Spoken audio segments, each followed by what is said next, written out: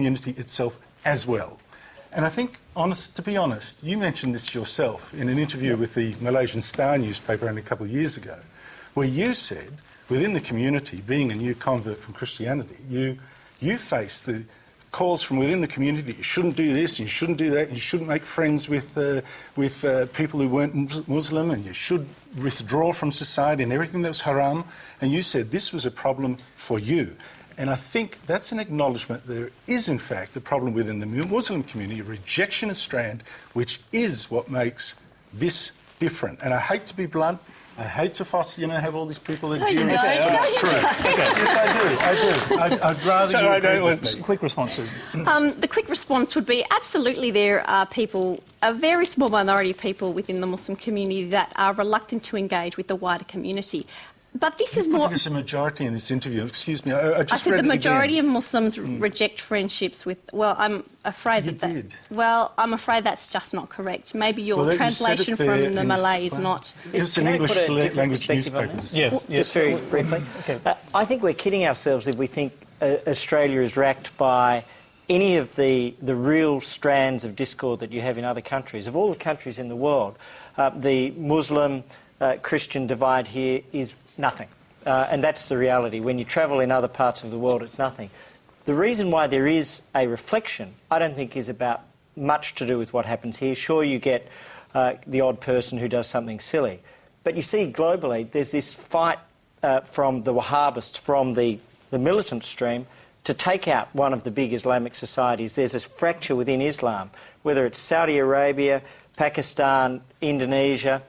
They're all the objectives of the Wahhabists. That's why there's a global battle going on to deal with the source of that in Afghanistan, and that's why some of that gets played back in Australia. OK, look, some of our audience had their hands up for a while. Just take this gentleman down the front here.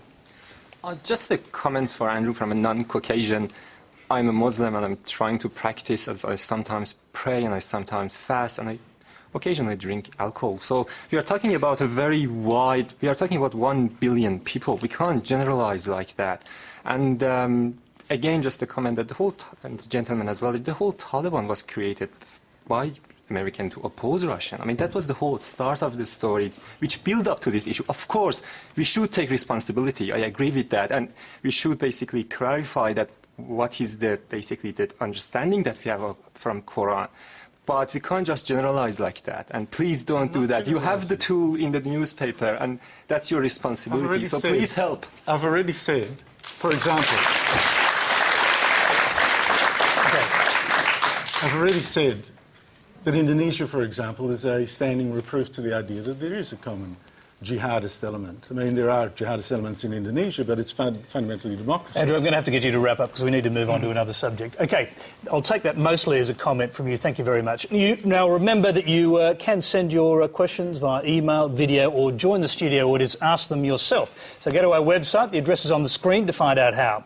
And we have another video question now from Rod Campbell-Ross of Wentworth Falls in New South Wales. Striking testimony has emerged from Israeli soldiers involved in the recent Gaza war, in which they describe shooting unarmed civilians, sometimes under orders from their officers. One soldier described how an Israeli sniper shot dead a Palestinian mother and her children, adding that troops believed Palestinian lives were very, very less important than the lives of our soldiers. What is the panel's view of these reports? Louise Adler.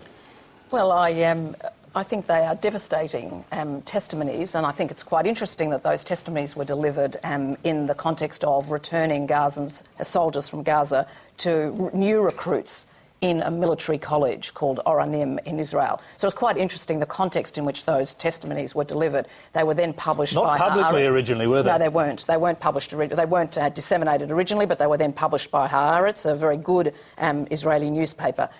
I think they're devastating reports, and they speak to the dehumanising atmosphere that I think we get from years of occupation, and the dehumanisation is on both sides. It's been a devastating occupation, and I think that ordinary Israelis and ordinary Palestinians are feeling the corrosive effects, morally corrosive, socially corrosive effects of the occupation. So they are symptoms, if you like, of people, 18-year-old children, being sent to monitor man checkpoints, go into Gaza, and those kids are then, how on earth is one to empathise? How on earth is one to feel a sense of humanity in relation to those people that you're meant to protect and control and repress from your society? So I think it's a very tragic situation we have. I think we need a political solution, and all we seem to have are military solutions on both sides. Stephen Conroy, were you shocked by these accounts? They were actually followed up by a series of reports in The Guardian, which included reports about attacks on hospitals and particularly attacks on ambulancemen, where a lot of ambulancemen and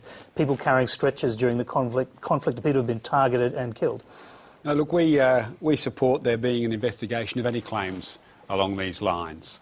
It's a very complex situation.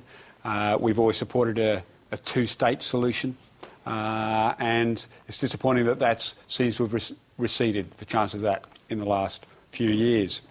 But if there are issues that, as described, are true, then there needs to be a proper and full investigation of them.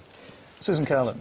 I agree. I think obviously these images, these words, the T-shirts are horrendous and very distressing, but honestly they're not surprising. I think we're seeing ugly things like that coming from both sides. It's a really ugly situation, and the T-shirts and the comments are simply a manifestation of exaccally what's going on. What T-shirts and comments are you referring to? Oh, sorry, the T-shirts. Some T-shirts have come out in the media that a small minority of Israeli soldiers are wearing, for example, showing pregnant Palestinian women saying 1 bullet, 2 kills, that sort of thing. Pregnant Palestinian woman who's a suicide bomber. I don't apologise for the shirts. I'm just pointing out the full picture is a suicide bomber who's pregnant, and that's got that. Or a picture of a Palestinian baby with better used Durex? Do you think that's the kind of moral... we talk about a civil society, a moral society. No, do we think the effects of this occupation have been good for either society? No, I don't. And I think in a confrontation like this, bad things are done by individuals on both sides, and the test of a society, of a civil society, is how they respond to them. Now, 2 years ago, for the first time, more Palestinians were murdered by Hamas and Fatah security forces than by Israelis. And the thing is, Israel's having an inquiry into this. There's no inquiry onto the other side. None. They shoot as innocence as a matter of course. Now, you mentioned this mother with 2 children who were shot dead. I'm appalled, right? And that should be investigated. But in all things, we need to look at all sides of the argument. The case isn't that, as suggested, that the soldier just went bang, bang, good. That's a woman and 2 children dead. It was a house being kept secure in a conflict environment. An officer told the mother and 2 children, go to the right. And they she turned went to by the mistake left. to the right. She went to the left, and the sniper hadn't been told, and he shot them. Unfortunately, can I just interrupt there, because the further reporting of that indicated that the same soldiers were subsequently told to treat all Palestinians as terrorists. Well, let's see what... Look, there are so many allegations made that we need to first see what the facts are, then let's condemn.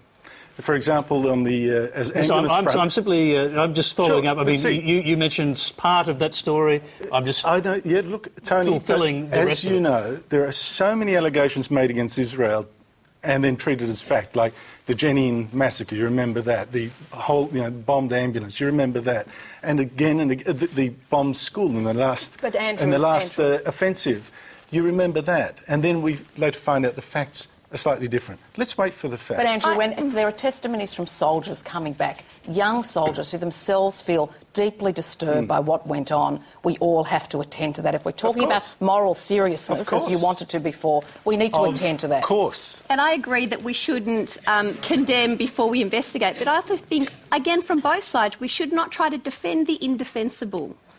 No, I don't defend indefensible things. Why would I? Greg Hunt. The rule of law has to apply universally. No excuses. We can't hide behind either an ideology or a country. So Israeli, Palestinian, Hamas, Fatah, IDF, all of them should be subject to the rule of law. And that means if there are cases to answer, answer them.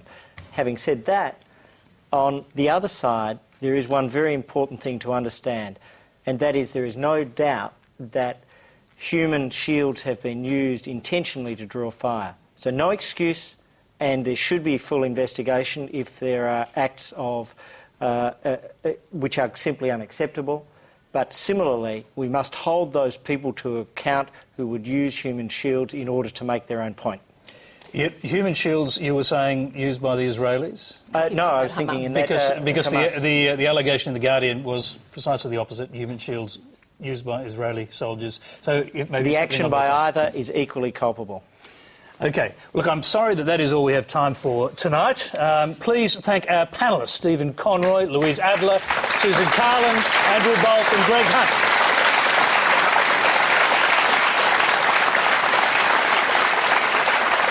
And please thank and congratulate yourselves, our wonderful audience from Melbourne. Join us next week. OK. All right. That's enough. Join us next week when our panel will be the Housing Minister, Tanya Plibersek, the Shadow Attorney-General, George Brandis, academic Dennis Altman, economist Sajjad Das and young Liberal Rachel Fry. Go to our website at abc.net.au/Q&A. Send us your web and video questions, and don't forget we're still looking for mashups, that is, short satirical videos to show on the program, like this Country and Western Mash for Pauline Hanson by Gerard Hosier of Killara in Sydney. Good night. That's not her picture.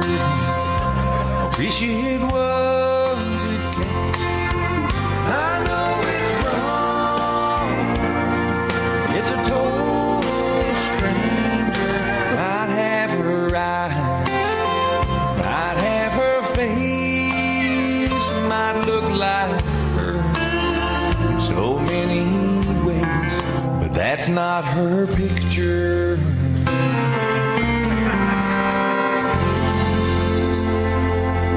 When we receive these pictures, we do a very, very extensive checking process.